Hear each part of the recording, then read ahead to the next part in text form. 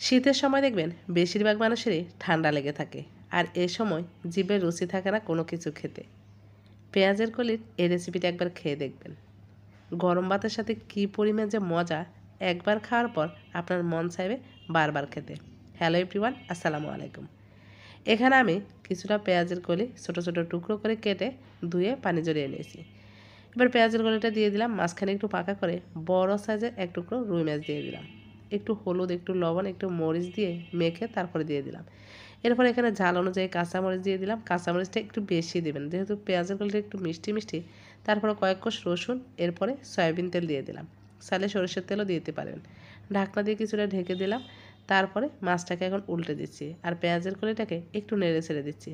তো পেঁয়াজের কলির মধ্যে এখন লবণ দিয়ে দেব।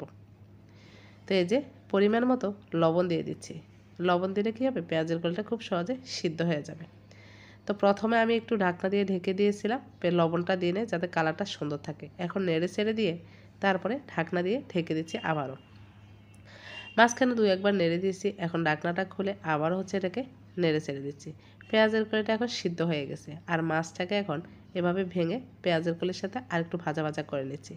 চাইলে মাছটা এভাবেও রাখতে পারেন, মেশানোর দরকার নেই, পরে মিশিয়ে নিতে পারেন। তবে আমি এবার একটু পেঁয়াজের কলির সাথে ভেজে নিচ্ছি। তারপরে এখানে কিছুটা ধনেপাতা দিয়ে দিচ্ছি, দিয়ে একটু নেড়ে ছেড়ে তারপরে এখন নামিয়ে নেব। দেখেন পেঁয়াজের কলিটা হয়ে গেছে, মাছটা হয়ে গেছে। নামিয়ে এটাকে ঠান্ডা করে তারপর ভর্তাটা বানিয়ে নেব। আর শীতের সময় গরম ভাতের সাথে যে কোনো ভর্তা কিন্তু অসাধারণ লাগে। এটা চাইলে আপনারা ব্লেন্ডারও করতে পারেন, পাড়ায় পিষেও করতে পারেন, তবে আমি এই পিষনিতে পিষে নেব। পেঁয়াজের কলি খুবই নরম জিনিস, খুব সহজে কিন্তু পিষনিতে পিষা হয়ে যায়। আর পিষনিতে পিষে ভর্তা বানালে কিন্তু আমার কাছে খুব ভালো লাগে, করতেও সহজ, খেতেও অনেক মজার হয়। কয়েকদিন ধরে ঠান্ডা লেগে গেছে, মুখে যেন কোনো কিছুই খেতে ভালো লাগে না। এই জিনিসটা বানানোর পর ভাত খেতেছি কী পরিমাণ ভালো লেগেছে। প্রথম আমার মেয়েরা বলতেছে, আম্মু পেঁয়াজের কলির আবার ভর্তা হয় নাকি, এটা খেতে কেমন হবে।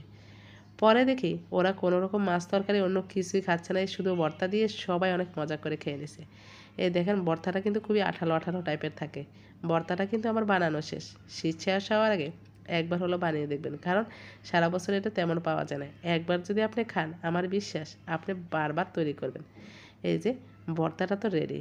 এখন আমার ভাত খাওয়ার জন্য মনটা কেমন করতেছে। তো এই পিসনিতে আমি ভর্তা বানালে কী করি, সাথে সাথে আমার ভাত খাওয়াই লাগে। এই যে দেখেন ধোঁয়া ওঠা গরম ভাত নিয়ে নিলাম, আর এটা এত মজা করে খেলাম।